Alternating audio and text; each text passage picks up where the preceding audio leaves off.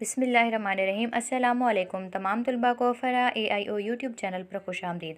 आज की वीडियो में मैं आपके साथ मैनुअल रिसर्च प्रोजेक्ट को शेयर कर रही हूँ जो 8613 है, ठीक है, और 6464 कोड है इनके लिए होता है, ठीक है।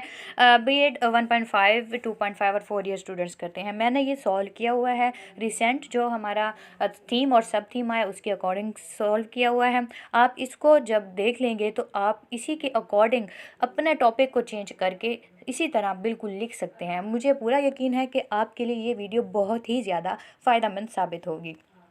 तो मैं आपको पूरी वजाहत के साथ समझा दूंगी और बता दूंगी, लिहाजा आप मेरी वीडियो को ज़रूर देखिए और मज़ीद ऐसी वीडियोस के लिए मेरे चैनल को सब्सक्राइब कीजिए। तो ये है हमारे मैनुअल रिसर्च प्रोजेक्ट का फर्स्ट पेज, जिस पर यहाँ आपने अपना नाम लिखना है, यहाँ पर रोल नंबर लिखना है, यहाँ पर रजिस्ट्रेशन नंबर लिखना है, यहाँ पे अपना सेमेस्टर लिखेंगे जो आपका रीजन होगा, और यहाँ पर थीम और सब थीम और टॉपिक। अच्छा, अब जो है न्यू स्टूडेंट्स के लिए जो थीम है और सब थीम ये क्या होती है, ये कहाँ से आता है, ये मैं आपको बता देती हूँ। अभी मैं आपको ले चलती हूँ। हाँ जी, तो मैं आपको ले आई हूँ एक पेज पर जहाँ पर आपको ये यहाँ से थीम और सब थीम नज़र आ रहा होगा। जो है इस्लामिया यूनिवर्सिटी जो है ये हर साल एक थीम देती है स्टूडेंट्स को और कुछ सब थीम्स देती है, जिस तरह से आपको ये 9-10 जो है सब थीम्स नज़र आ रहे हैं। तो इसी के अकॉर्डिंग आपने जो अपना टॉपिक, अपनी जो ये रिसर्च प्रोजेक्ट है ये लिखना होता है, ठीक है। जो 2020 का जो थीम है वो है मैनेजिंग चिल्ड्रन एट होम, ठीक है। यानी कि जब स्कूल बंद हैं और तमाम बच्चे अपने घरों को हैं तो आप किस तरह से बच्चों को मैनेज करते हैं, उसमें सब थीम्स आ जाता है कि उनकी रूटीन कैसे शेड्यूल करते हैं, उनको किस तरह से स्मार्टफोन और इंटरनेट के इस्तेमाल को आप मुतवाज़िन कर सकते हैं कि जिससे उनकी स्टडी एजुकेशन भी साथ साथ होती रहे। इसी तरह यूजिंग एजुकेशनल गेम्स है और एंगेजिंग इन एजुकेशनल एक्टिविटीज़ है, स्पेंडिंग क्वालिटी ऑफ टाइम है, मोटिवेटिंग चिल्ड्रन है, behaving during distress times and talk with kids about Covid. तो यहाँ से इस थीम और सब थीम के अकॉर्डिंग आपने जो टॉपिक होता है वो आपने खुद अपना चूज़ करना होता है अपने सुपरवाइज़र, अपने कोऑर्डिनेटर की हेल्प से, ठीक है। तो जो मेरा है वो ये है एंगेजिंग इन एजुकेशनल एक्टिविटीज़, ठीक है। तो बाकी भी हैं वो भी इनमें तकरीबन इकट्ठा ही आ जाता है और जो भी मैं आपको दिखाऊंगी आप उसी के अकॉर्डिंग अपने टॉपिक को चेंज करते जाएं, ठीक है, और अपनी इसी तरह से सॉल्व कर लें, आपके लिए बहुत इजी होगा। तो अब मैं चलती हूँ आपको वापस लेकर। जी, तो मेरा जो टॉपिक है इस केस में है मैनेजिंग, थीम है मैनेजिंग चिल्ड्रन एट होम। वो आपने वहाँ से देख कर लिखना होता है, आपको सुपरवाइज़र देता है जब आपकी वर्कशॉप हो जाती है। तो आपको टॉपिक उसी वर्कशॉप के अंदर कहा जाता है कि आप अपना सिलेक्ट कर लें और ये बता दिया जाता है आपको थीम और सब थीम, ठीक है। अच्छा, सब थीम है इंगेजिंग इन एजुकेशनल एक्टिविटीज़ और टॉपिक जो है ये इस तरह से चूज़ किया है, engaging student in educational activities at home during कोविड-19 या impact of educational activities at home during कोविड-19, ठीक है, या इम्पैक्ट ऑफ कोविड-19 ऑन एजुकेशन। आप किसी भी तरह से जो है टॉपिक बना सकते हैं। अच्छा, जो अब नेक्स्ट पेज आ जाता है, यहाँ पर आपने टॉपिक अप्रूवल फॉर्म है, ये आपने जो यहाँ पर लिखा हुआ है, this form must be field and signed out the last day of 3 days workshop, ठीक है। इस प्रोजेक्ट की आपकी 3 दिन की वर्कशॉप होती है और जो लास्ट डे में आपको ये जो है फॉर्म फिल करके इस पर टॉपिक लिख कर देना होता है। हाँ जी, तो ये फार्म आपने जो है सबमिट करना होता है, जैसे कि मैंने पहले बताया। तीसरे दिन जो आपकी वर्कशॉप का लास्ट डे होता है, आपने अपना टॉपिक उसी दिन लिख कर देकर आना होता है, ठीक है। तो जो है आप यहाँ पर अपना अपना नाम लिखते हैं या रजिस्ट्रेशन या रोल नंबर, अपना प्रोग्राम लिखते हैं, B.Ed 1.5 ईयर है, 2.5 ईयर है, जो भी है। सुपरवाइज़र नेम जो है उसको खाली छोड़ देते हैं, ठीक है, और यहाँ थीम, सब थीम और टॉपिक लिख देते हैं। और उसके बाद जो है वर्कशॉप कोऑर्डिनेटर जो है आप उसके यहाँ पर नेम लिख देते हैं और वहाँ पर ही वो सिग्नेचर कर देते हैं, आप इसको सबमिट करके आ जाते हैं। अब हम चलते हैं नेक्स्ट पेज पर, ठीक है। ये डिक्लेरेशन है, the two be filled and signed bye student and retained bye controller और एग्जामिनेशन।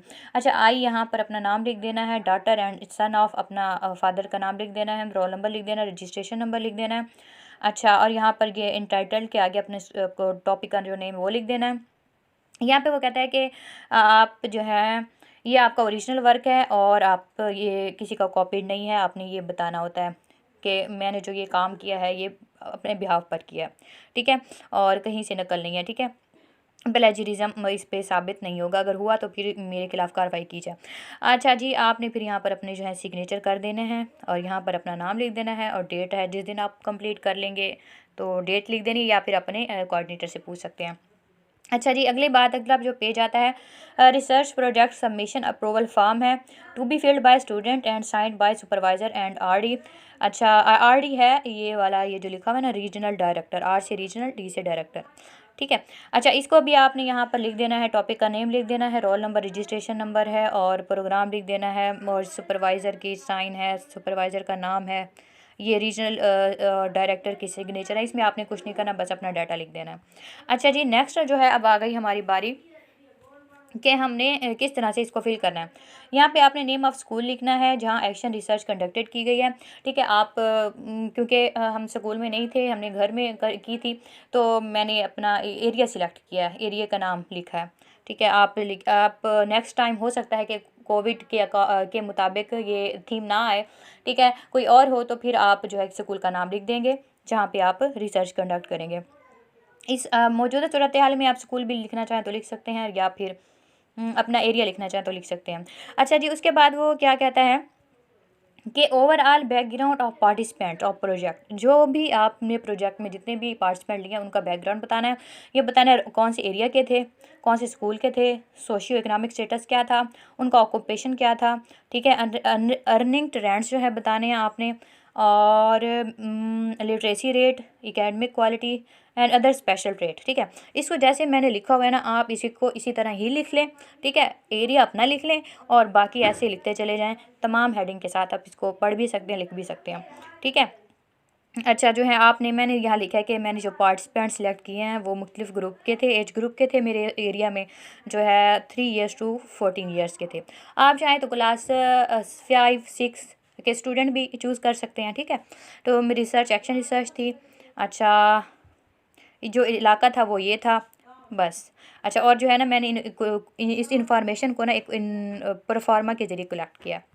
अच्छा, नेक्स्ट जो सोशियो इकोनॉमिक स्टेटस आप बिल्कुल इसी तरह से लिख सकते हैं, ठीक है। अगर आपके इलाके में जो है यहाँ पे आप बताएंगे मिडिल क्लास से लोग बिलोंग करते हैं, अपर क्लास से या लोअर क्लास से, ठीक है। अगर आपके मिडिल क्लास की ज़्यादा परसेंटेज है तो आप लिखेंगे कि 75% जो मिडिल क्लास है। परसेंटेज खुद चेंज कर लें और बाकी लिखते चले जाएं, इसमें बस यही कुछ है।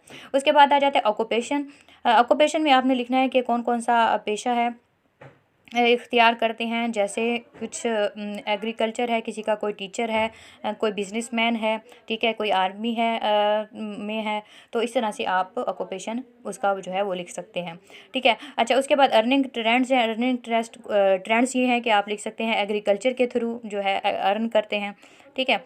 अच्छा, कुछ लोग लेबर मज़दूर हैं। अच्छा, और एग्रीकल्चर में आप यहाँ लिख सकते हैं कि वीट है, कॉर्न है, कॉटन, शुगर केन, जो क्रॉप्स हैं इनके ज़रिए वो अपने गुजर बसर करते हैं। अब आ जाता है लिटरेसी रेट का, क्योंकि अगर आप रूरल एरिया की बात करते हैं हमारी लिटरेसी रेट कम होगा, तो आप लिख सकते हैं कि जो है ना 70% जो है वो इलिटरेट हैं, 30% जो है लिटरेसी रेट है। इस तरह से अपनी परसेंटेज मर्ज़ी से बना सकते हैं, चाहें तो इसको भी लिख सकते हैं। अच्छा, एकेडमिक क्वालिटी अगर अब आप बात करते हैं तो आप ये एकेडमिक क्वालिटी और लिटरेसी रेट तकरीबन जो है एक जैसा आ जाता है कि कितने लोग जो हैं परसेंटेज जो है ग्रेजुएट हैं, आप इसकी बात कर सकते हैं, ठीक है। अच्छा, उसके बाद स्पेशल ट्रेड की बात करें तो मैंने कहा है कि फ्रेंडली हैं, हम्बल हैं, ठीक है, और मतलब प्लांटिंग करते हैं, ग्रीनरी है, और कोई भी और जो है क्लीनिनेस का बहुत ख्याल रखते हैं, कम्युनिकेशन बहुत अच्छा है, और एक दूसरे से बेहतरीन तरीके से मिलते हैं। कोई भी आप जो उनके स्पेशल को भी जो है वो बता सकते हैं, ठीक है। अच्छा, उसके बाद अब जो हमारा क्वेश्चन नंबर 1 स्टार्ट होता है, ये है, यहाँ पे आपने थीम सब थीम लिख देना। टॉपिक लिखने के बाद ये 10 मार्क्स का है। What did you select this specific theme and topic, वो पूछता है कि आपने ये स्पेसिफिक जो थीम और सब थीम और टॉपिक क्यों सिलेक्ट किए, क्या वजह है। आप इसे अपने एक्सपीरियंस बताएं, जो आपको प्रॉब्लम अपनी क्लास में या बच्चों के साथ फेस आई, तो आपने सोचा कि भाई मुझे इस टॉपिक पर रिसर्च करनी चाहिए, मुझे इस मसले का हल ढूंढना चाहिए, तो आपने उसके लिए ना उसकी वजाहत करनी है। तो अब क्योंकि ये कोविड के बारे में है तो इंट्रोडक्शन देंगे आप, कोरोना वायरस की कोई भी जो है ना कहाँ से स्टार्ट हुई, कहाँ से फूटी, जिस तरह से है वुहान से, और कितने लोगों को इसने मुतासिर किया, इससे क्या स्कूल बंद हुए, कौन कौन से शोबों को इसने मुतासिर किया। तो इस तरह से आप जो इसका पहले इंट्रोडक्शन लिख लेंगे। ये आपने क्या करना है, गूगल पर जाना है और इसके बारे में ढूंढ लेना, ठीक है, उसको लिखते हैं एज सच। उसके बाद फिर आपने ना एजुकेशन के बारे में उसका इम्पैक्ट बता देना है। मैंने ये बताया है कि तमाम जो है यूनिवर्सिटी स्कूल्स जो है ना वो बंद हो गए थे ये कोविड-19 की वजह से, ठीक है। उसके बाद आपने इंपॉर्टेंस ऑफ एजुकेशन बता देनी कि एजुकेशन की कितनी इंपॉर्टेंस है, और जबकि स्कूल तो बंद हो गए हैं तो इसका क्या असर हो सकता है बच्चों की ज़िंदगियों पर, ठीक है, और कौन कौन से मसाइल पेश आ सकते हैं, ठीक है। तो फिर आप इम्पोर्टेंस ऑफ एजुकेशन, ये भी आप इंटरनेट पे गूगल पर लिखेंगे इम्पोर्टेंस ऑफ एजुकेशन, और कोई अच्छा सा पैराग्राफ आए तो आपने उसको लिख लेना है, या यहाँ से भी आप लिख सकते हैं। उसके बाद बैकग्राउंड ऑफ द स्टडी, यहाँ पर मैंने लिखा है कि कोविड-19 के बारे में भी आपने बताना है। उसके बाद आपने बताना कि बहुत से स्टूडेंट्स जो थे एजुकेशन स्कूल्स क्लोज़ हो चुके थे, तो बच्चे घरों में थे, घरों में अपनी स्टडी एजुकेशन पर वो बिल्कुल तवज्जो नहीं दे रहे थे, उनकी एजुकेशन जो है मुतासिर हो रही थी, और उसके अलावा वो मज़ीद यूज़लेस एक्टिविटीज़ में मशगूल हो गए थे, सेल फ़ोन का इस्तेमाल कर रहे थे, लेकिन एजुकेशन के पर्पज़ के हवाले से नहीं कर रहे थे, ठीक है। तो इस सूरत हाल में जो है मुझे लगा कि मुझे जो है I decided to choose this सब थीम एंड टॉपिक, ये वाला टॉपिक सिलेक्ट किया। इस वजह से मैंने ये टॉपिक सिलेक्ट किया। ये इसका पर्पज़ ये है कि this topic was that I want to know the different methods of engaging students at home. अच्छा, इसे मेरी रिसर्च का मतलब ये था कि मैं चाहता था कि मैं मुख्तलिफ़ तरीके ढूंढूं जो बच्चों को, जिसकी वजह से मैं घरों में बच्चों को पढ़ाई में मसरूफ़ कर सकूं, ठीक है। तो इसलिए मैंने ये टॉपिक सिलेक्ट किया है, क्योंकि प्रॉब्लम आ रहा था ना, बच्चे घरों में थे और वो अपनी स्टडी पर तवज्जो नहीं दे रहे थे, जिनको टाइम ज़ाया हो रहा था। लिहाजा मैंने इस टॉपिक को इसलिए चूज़ किया ताकि मैं डिफरेंट तरीके ढूंढूं उनको मोटिवेट करने के, जिससे वो पढ़ सकें, ठीक है। उम्मीद है यहाँ तक आपको समझ आ गई होगी। आप अपने टॉपिक के मुताबिक जो है उसको चेंज कर सकते हैं। अच्छा, रैशनल ऑफ द स्टडी, इसमें भी यही बात आपने कर देनी है कोविड-19 की, और इस तरह से बताकर पेज पर लिख देना है। लर्निंग विद फ़न किया जा सके, डिफरेंट एजुकेशनल एक्टिविटीज़ का इस्तेमाल किया जा सके, इसमें भी तकरीबन वही बात है, ठीक है। अच्छा, आप देखें तो चाहें तो यहाँ से इसको भी देख सकते हैं। अच्छा जी, क्वेश्चन नंबर 2 की बात करते हैं। What was your discussion with colleague, अपने जो फ्रेंड्स सीनियर टीचर के साथ आपने क्या मशवरा किया उनके टॉपिक के बारे में, और उन्होंने आपको क्या राय दी, आपने वो बताना है, ठीक है। अगर तो आपने अपने सीनियर टीचर से राय की है तो ठीक है, नहीं की तो मेरा यही मशवरा है कि आप जो गूगल पर जाएँ और अपने टॉपिक के अकॉर्डिंग को सर्च करें, उसमें से कुछ ना कुछ आपको जो है तरीक़ेकार ज़रूर मिल जाएंगे, आपने जो है उनको वहाँ से लिख देना है। जिस तरह से मैंने सर्च किया कि क्रिएटिव एक्टिविटीज़ की जाएँ घरों में, तो मैंने लिख दिया कि वन ऑफ माय सुपरवाइज़र जो है उसने मुझे ये एडवाइस किया, ठीक है। एक ने कहा कि आप एजुकेशनल गेम्स के ज़रिए उनको इंगेज करें, ठीक है। एक ने कहा कि आप व्हाट्सएप ग्रुप के थ्रू उनसे कॉपीज़ पर होमवर्क लें दें, ठीक है। ये टीचर के लिए था, और पेरेंट्स के लिए भी था कि वो घर में जब अपने बच्चों को कोई भी काम कर रही हैं, मतलब खाना पका रही हैं या बाहर से कोई सब्ज़ी आई है, तो बच्चों से उनका नेम पूछें इंग्लिश में, उनसे डिफरेंट सेंटेंसेस पूछें, व्हाट इज़ योर नेम। हर काम में बच्चों को इन्वॉल्व करें और उनकी लर्निंग में इजाफा करें, ठीक है, ताकि वो अपनी पढ़ाई से दूर ना हों। तो ये पेरेंट्स के लिए था, ठीक है। और जैसे है पेंटिंग करवाएं, स्टोरी टाइम हो जिसमें उनके लिए सबक आमोज़ कहानियाँ रखी जाएँ ताकि उनकी बेहतर से बेहतर लर्निंग हो सके और उनका टाइम वेस्ट ना हो, ठीक है। अब इसी तरह यहाँ से देखें कि साइंस की बात करता है कि आप साइंस को किस तरह से पढ़ा सकते हैं, ये भी पेरेंट्स के लिए है कि जब यहाँ पे है फूड्स खा रहे हैं तो ईटिंग लेमन है, तो उनको आप बता सकते हैं कि लेमन का टेस्ट क्या है, सोर है। इस तरह से उनकी लर्निंग में इजाफा होगा, क्योंकि अब वो स्कूल तो नहीं है, घर हैं, तो घर में पेरेंट्स क्या कर सकते हैं, ये भी इसमें शामिल है। अच्छा जी, इस तरह से आप लिख सकते हैं। दूसरी अगला क्वेश्चन नंबर 3 है, what did you find about the problem in existing literature. अच्छा, जो एग्जिस्टिंग जो पहले काम हो चुका है, आपने मुख्तलिफ ऑनलाइन रिसोर्सेस के ज़रिए आप उसको देखें और बताएं कि क्या क्या काम हो चुका है इस टॉपिक पर, ठीक है। इसके लिए जो है आप पहले ये देख लें, मैंने जो ये दिया हुआ है, आपने ऐसा जो है PDF डाउनलोड करनी है जिसमें इस तरह से साइटेशन हो की गई हो, ठीक है। तो आपने इसको जो है एक मज़मून की तरह लिखना है, पॉइंट्स नहीं देने, मुझसे गलती हो गई थी, तो आपने इसको एक मजमून की तरह लिखना है। मैं अभी आपको दिखाती हूँ कि आपने किस तरह से इसको सर्च करना है। यहाँ पर आ जाएंगे गूगल क्रोम में और आपने सर्च करना है गूगल स्कॉलर। ठीक है, गूगल स्कॉलर को करने के बाद आपने गूगल स्कॉलर को ओपन कर लेना है। हाँ जी, तो ये आपके पास जो है गूगल स्कॉलर है, ओपन हो चुकी है। अब यहाँ पर जो है आप अपने टॉपिक का नाम लिखेंगे और कोई भी आर्टिकल जो है उसको रीड करेंगे या डाउनलोड कर लेंगे। ठीक है, मैं दिखाती हूँ आपको। ये मैंने एक पीडीएफ डाउनलोड की है। ठीक है, यहाँ ये टॉपिक कोई और है, एविएट्स के बारे में है। ठीक है, तो इस तरह से आपको लिटरेचर रिव्यू नज़र आएगा और उसमें यहाँ पर साइटेशन भी हुई है। ठीक है, इसी तरह से आपने जो इसी तरह का पीडीएफ अपनी 4-5 डाउनलोड कर लेनी है और यहाँ से जो जो पर्सन ने जिस ईयर में वर्क किया है आपने उसको इस तरह से कोट कर देना है। अच्छा, और उसके साथ साथ आप हर पीडीएफ के एंड पे भी ज़रूर जाएंगे और यहाँ पर आपको नज़र आ रहे हैं रेफरेंसेस। ठीक है, ये आपके काम आएंगे क्योंकि आपने इस पीडीएफ में से कुछ मटेरियल लिया है तो आपको इसका रेफरेंस काम आएगा। आपने क्या करना है, यहाँ से हर पीडीएफ में से 4-5 जो रेफरेंसेस हैं उनको नोट कर लेना है। आपने ये सारा काम रफ़ पे करना है। मैंने भी ऐसे किया था रफ़ में, मैं आपको दिखाऊँगी। तो इस तरह से बाद में नीट पर करने में कोई प्रॉब्लम नहीं होती और इजीली बहुत ही थोड़े वक्त में काम कंप्लीट हो जाता है। आपने सबसे पहले क्या करना है, डाटा को कम्प्लीटली सर्च करके सेव कर लेना अपने पास। ठीक है, इसी तरह से मैंने भी ये डाउनलोड करके और यहाँ से अपना वर्क कंप्लीट किया है। ठीक है, और इस तरह से आप इसको कर सकते हैं। तो ये करने के बाद अब हमारा आ जाता है क्वेश्चन नंबर 4 है। तो what were the major variables and construct of your project, give definition description from literature. तो मेजर वेरिएबल्स आप कौन से हैं आप लिखेंगे। एक तो डिपेंडेंट वेरिएबल की डिफाइन कर देंगे, इंडिपेंडेंट वेरिएबल को डिफाइन कर देंगे। अच्छा, मैंने लिया डिपेंडेंट वेरिएबल रिजल्ट लिया और इंडिपेंडेंट वेरिएबल एजुकेशनल एक्टिविटीज़ लिए हैं। आप अपने टॉपिक के हवाले से ले सकते हैं। यानी अगर आपने मोटिवेट किया स्टूडेंट को तो आप कहेंगे कि जो मोटिवेशन जो है वो इंडिपेंडेंट वेरिएबल है और मोटिवेशन के नतीजे में जो उनकी एफिशिएंसी, उनकी कारकर्दगी बेहतर आई है। ठीक है, अब वो क्या है, डिपेंडेंट वेरिएबल है यानी रिजल्ट।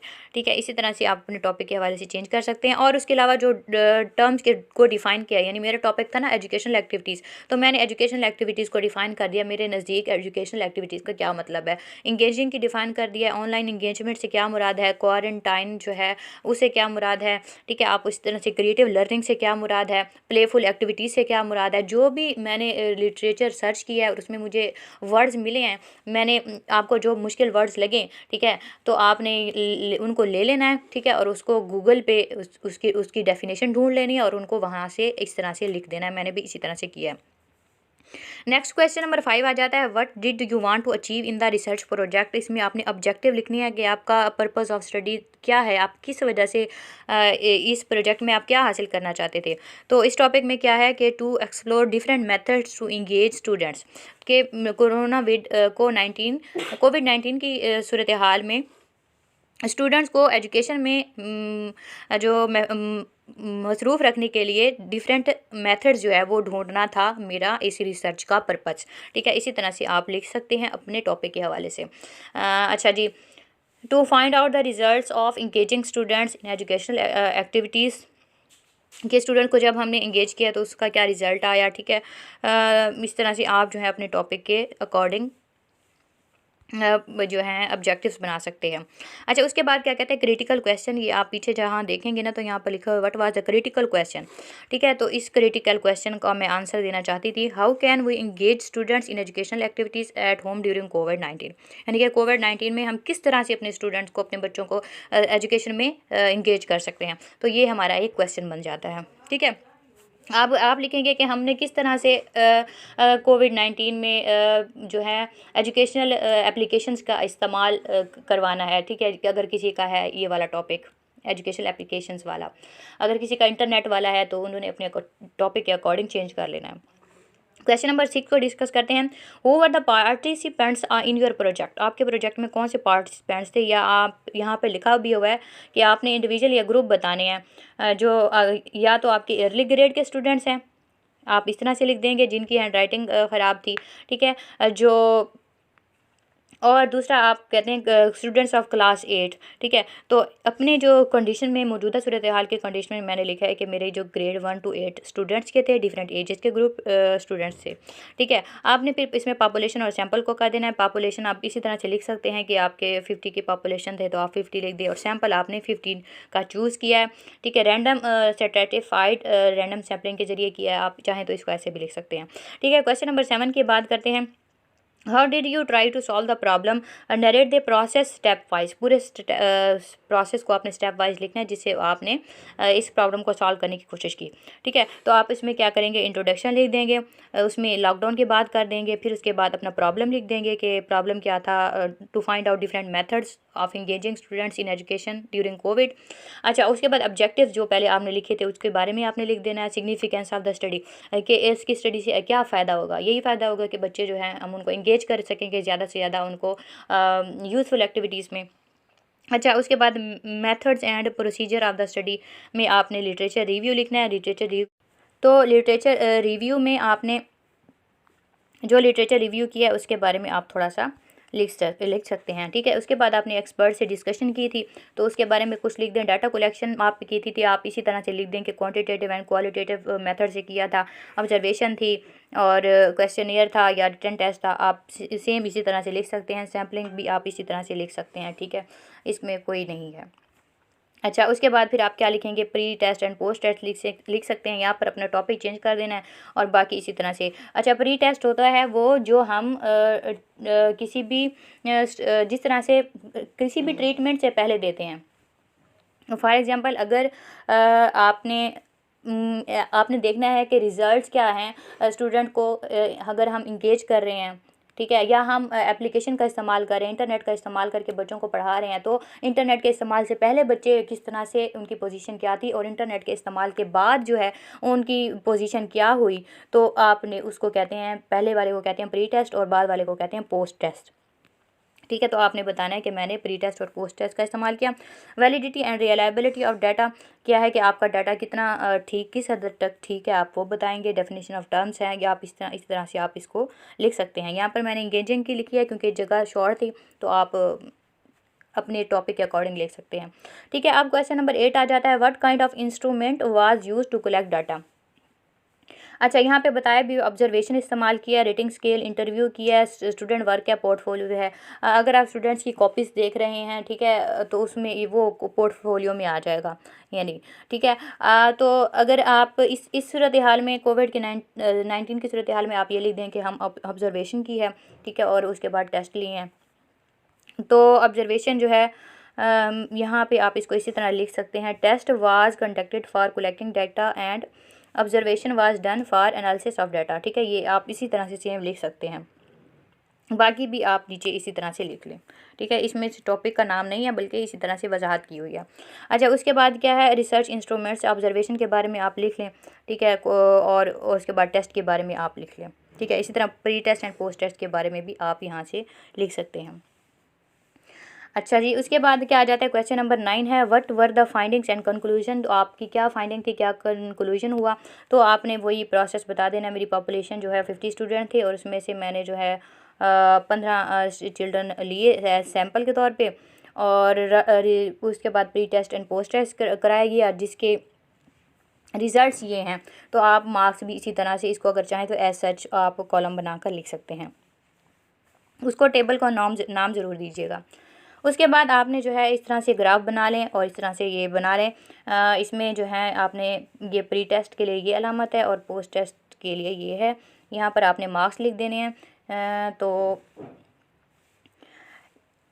और यहाँ पर आपने जो है परसेंटेज दिखा देनी है कि प्री टेस्ट जो है रेड, ये प्री टेस्ट है, इसमें बच्चों की एफिशिएंसी 38% थी, और ये पोस्ट टेस्ट है, इसमें बच्चों की एफिशिएंसी जो है पोस्ट टेस्ट के बाद 62% हो गई, ठीक है। ये ग्राफ आपका ज़ाहिर करेगा। इस तरह ये ज़ाहिर करता है कि पहले जो है स्टूडेंट्स की कारकर्दगी जो उनके मार्क्स से 10 to 15 के दरमियान आ रहे थे, ठीक है, लेकिन जो पोस्ट टेस्ट में उनके मार्क्स जो है 20 से अबव आ रहे थे, ठीक है, मैक्सिमम बच्चों के। तो ये आपका रिज़ल्ट होगा और आपने इसी ग्राफ को जो है एक्सप्लेन आगे कर देना है। मैंने भी इसी तरह से इसको एक्सप्लेन किया हुआ है, ठीक है। ये हर कोई भी है, आप कोई भी टॉपिक है, आप इसको लिख सकते हैं, ठीक है। इसी तरह आपने फ़िगर को भी एक्सप्लेन कर देना है। इसको देख लें तसल्ली से, या इसका स्क्रीनशॉट ले लें, इसको आप ऐसे लिख सकते हैं। अच्छा जी, उसके बाद फिर यहाँ तक इसकी वजाहत है और कंक्लूजन में आपने कंक्लूजन निकाल देना है। वो मैंने यही निकाला है कि अगर स्टूडेंट को इंगेज करने से पहले उनका रिज़ल्ट बहुत वीक था, लेकिन इंगेज करने के बाद उनका रिज़ल्ट अच्छा आया है। तो मेरी जो ये रिसर्च है मुझे ये बताती है कि स्टूडेंट को इंगेज करना चाहिए, या इसका फ़ायदा या नुकसान है, जो भी आपका रिज़ल्ट निकले आप लगा सकते हैं।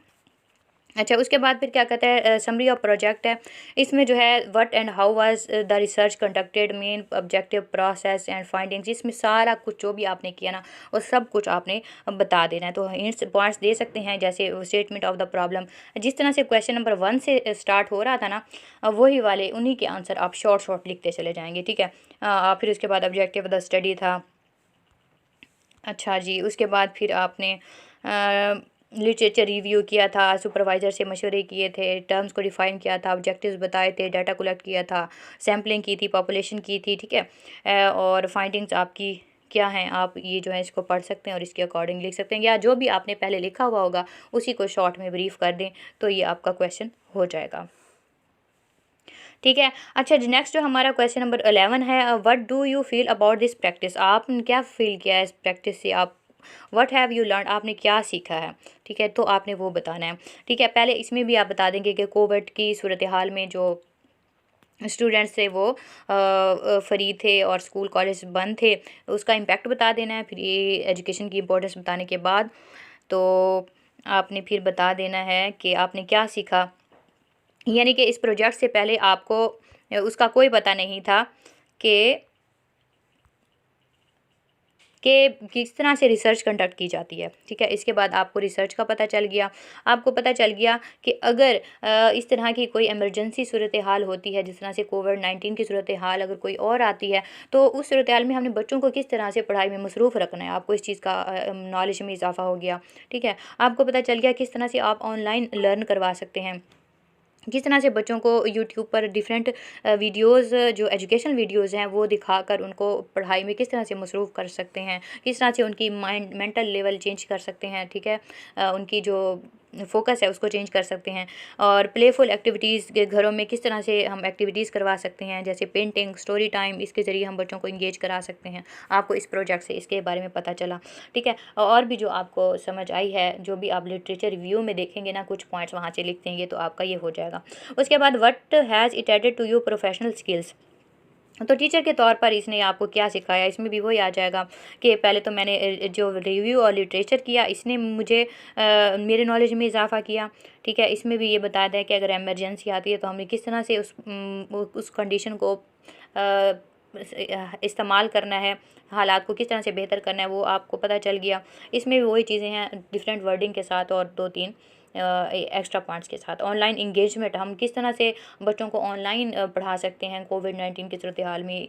यूज़ ऑफ टेक्नोलॉजी, यानी कि ज़ूम एप्लीकेशन को आप समझिए कि किस तरह से मैं ज़ूम एप्लीकेशन का इस्तेमाल कर सकता हूँ, टेक्नोलॉजी, डिफरेंट टेक्नोलॉजीज़ का इस्तेमाल करना आपको आया इस तरीके के इस प्रोजेक्ट के बाद, ठीक है। उसके बाद आपके नॉलेज में इजाफा हुआ, आप इससे पहले रिसर्च के बारे में कुछ नहीं जानते थे, लेकिन आपको रिसर्च का पता चल गया। आपको डिफरेंट जब बच्चों से आपका ताल्लुक़ हुआ, वास्ता पड़ा, तो आपको उनकी मेंटल लेवल का पता चला, आपको पता चला कि वो किस एज में कितनी समझ रखते हैं, उनको किस तरह समझाना चाहिए। ये तमाम चीज़ें हैं जो आपकी समझ में जो आपको पता चली।